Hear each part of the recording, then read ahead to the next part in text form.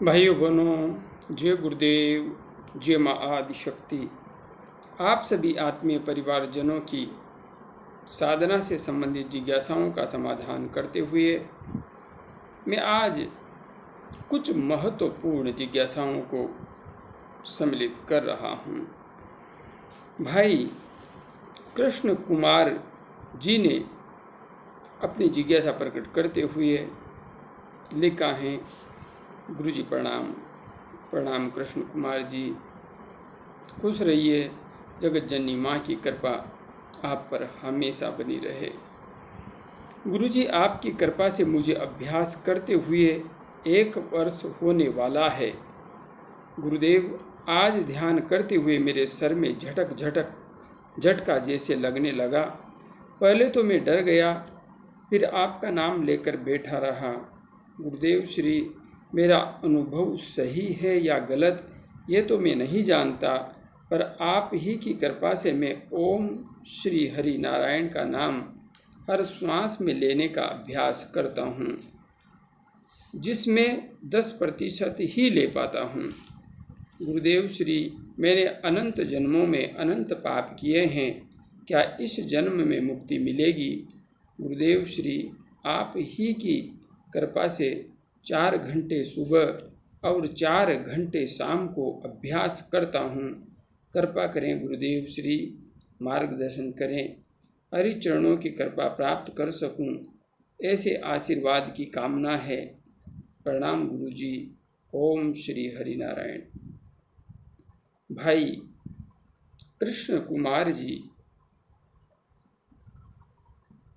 आपने पहले कब जिज्ञासा प्रकट की थी यह मुझे याद नहीं आ पा रहा है, किंतु जिस तरीके से आपके अंतस्थ में भाव है और जितने समय तक आप प्रतिदिन सुबह शाम ध्यान साधना कर रहे हैं, उतनी साधना एवं इतने भाव के साथ तो कोई भी अध्यात्म मार्ग पर चरम से चरमोत्कर्ष तक पहुंच सकता है। कोई भी कारण नहीं है कि आप किसी उच्चतम लक्ष्य को प्राप्त न कर सकें, क्योंकि अध्यात्म मार्ग में जो सबसे बड़ी शक्ति होती है वह होती है श्रद्धा, विश्वास, समर्पण और गहरा समर्पण।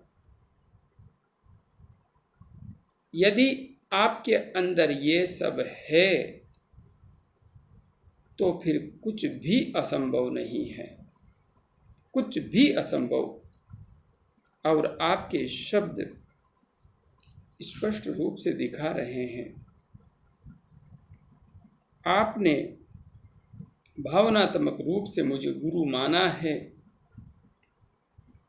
और जिस प्रकार से आप श्रद्धा भाव प्रकट कर रहे हैं, तो अपने आप में मेरा अस्तित्व चाहे बहुत छोटा है, मेरी सामर्थ्य भी बहुत हल्की है, किंतु गुरु कोई इंसान नहीं होता। गुरु एक भाव है, एक समर्पण है, श्रद्धा एवं विश्वास का नाम है गुरु। और जब हम किसी शरीरधारी व्यक्ति के संबंध में पूर्ण श्रद्धावान होकर के उस पर विश्वास कर लेते हैं, तो ऐसी स्थिति में वह ब्रह्मांड व्यापी गुरु सत्ता उस साधक को पल पल सहयोग देने लगती है, पल पल। इसलिए आपका ये समर्पण, आपका ये भाव आपको सहजता से अनंत ऊंचाई तक लेकर जाएगा, इसमें कोई भी संशय नहीं है। आपने जो लिखा है उसका मैं विश्लेषण कर लेता हूँ। ध्यान करते हुए सर में झटक झटक जैसा लगने लगा है, डर गए आप। फिर मेरा नाम लेकर के आप बैठे रहे। निश्चिंत रहिए, समर्पण भाव से आप मुझे याद कीजिए या पूज्य सद्गुरु गुरुदेव को याद कीजिए, आपको सहायता अवश्य मिलेगी। और निश्चिंत रहिए, बिल्कुल निश्चिंत, दृढ़ता से आगे बढ़ते रहिए। आप सहजता से आगे बढ़ते चले जाएंगे, बढ़ते चले जाएंगे। पर आप ही की कृपा से मैं ओम श्री जिस भी मंत्र का आप जप कर रहे हैं, करते रहिए। आपका भाव है, आपकी श्रद्धा है, आपका विश्वास है, भगवान श्री हरि के अस्तित्व में आप डूबना चाहते हैं। मंत्र जप करते रहिए, बदलने की कोई आवश्यकता नहीं है। बस अंतस्थ में भाव प्रबल होना चाहिए, श्रद्धा प्रबल होनी चाहिए। प्रत्येक मंत्र, प्रत्येक शब्द मुक्ति का मार्ग प्रशस्त कर सकता है, इसमें कोई भी संशय नहीं है। हर श्वास में लेने का अभ्यास करता हूँ। प्रत्येक श्वास में यदि आप मंत्र जप करने का प्रयास करते हैं तो बहुत उत्तम है। अभी 10% ही कर पा रहे हैं, निश्चित रूप से यह बढ़ता जाएगा, इसमें भी कोई संशय नहीं है। किंतु आप अपनी यात्रा सतत जारी रखिए। अनंत जन्मों में अनंत पाप किए हैं, क्या इस जन्म में मुक्ति मिलेगी? निश्चित रूप से मुक्ति मिलेगी। आप अपने आत्म स्वरूप के दर्शन तो सहजता से कर ही लेंगे और बहुत कुछ आपको जानने को मिलेगा। हाँ, मुक्ति आसक्ति के त्याग से मिलती है। आप इस संसार के विषयों को चाहे भोगिए, लेकिन उनके प्रति जो सहज आसक्ति है उसके प्रति सजग रहिए। आसक्ति का त्याग कीजिए।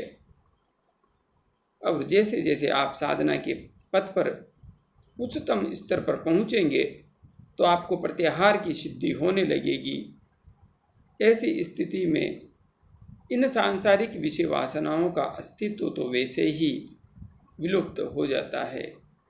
इसलिए आपकी मुक्ति निश्चित है, क्योंकि 4 घंटे सुबह और 4 घंटे शाम को यदि आप बैठ पा रहे हैं तो यह निश्चित रूप से उस जगत जननी माँ एवं सद्गुरुदेव की विशिष्ट कृपा आप पर बरस रही है, इसमें कोई संशय नहीं है। हरि चरणों की कृपा प्राप्त कर सको। बिल्कुल मैं जगत जननी माँ एवं सद्गुरुदेव से प्रार्थना करता हूँ कि आपको श्री हरि के चरणों में स्थान अवश्य मिलेगा, अवश्य ही मिलेगा, इसमें कोई संशय नहीं है। साधना के पथ पर दृढ़ता से आगे बढ़ते रहिए। मेरी शुभकामनाएं एवं आशीर्वाद हमेशा आपके साथ है। आगे हमारी बहन योगिनी जी ने अपनी जिज्ञासा प्रकट करते हुए लिखा है, गुरु जी चरण स्पर्श, जय माँ आदिशक्ति। बहन खुश रहिए, जगत जननी माँ की कृपा आप पर हमेशा बनी रहे। गुरु जी मेरी एक जिज्ञासा है, जब हमारी प्राण ऊर्जा शरीर के बाहर बहने लगेगी तब हम समाधिस्थ होके देह त्याग कर मुक्त होने लायक हो जाते हैं, या फिर उसके लिए सारे चक्र पूर्ण रूप से खुलना अनिवार्य है। बहन, मुक्ति के लिए सारे चक्रों का पूर्ण रूप से खुलना आवश्यक नहीं है।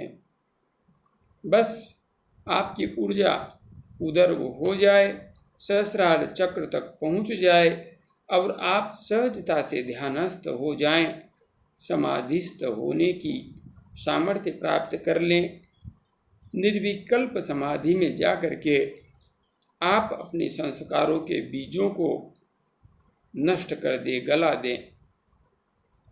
बस आपके अंदर से सांसारिक विषय वासनाओं के प्रति जो आसक्ति है वह विलुप्त हो जाए। निश्चिंत रूप से मुक्ति का मार्ग प्रशस्त हो जाएगा। सभी चक्रों के जागरण से मुक्ति का कोई विशेष वास्ता नहीं है। गहरी समाधि, निर्विकल्प समाधि मुक्ति का मूल आधार स्तंभ है। साथ ही आपने अन्य स्थान पर भी एक जिज्ञासा प्रकट की है। आपने लिखा है, भ्रामरी प्राणायाम करते हुए मस्तिष्क में दबाव उत्पन्न होता है और आपको डर लगता है कि कहीं भ्रामरी प्राणायाम करने से आपको नुकसान तो नहीं हो जाएगा। बहन, मैं अधिकांश वीडियोज में शायद कोई एक आध ही वीडियो बचता होगा जिसमें 3 प्राणायाम का जिक्र नहीं करता, या सुषुम्ना नाड़ी में प्राण का प्रवाह कैसे करें इस वीडियो का सुझाव साधकों को नहीं देता हूँगा।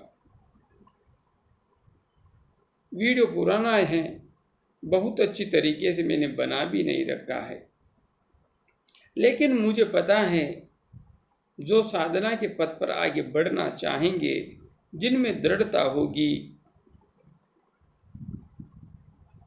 वे उस ज्ञान से निश्चित रूप से लाभ ले लेंगे।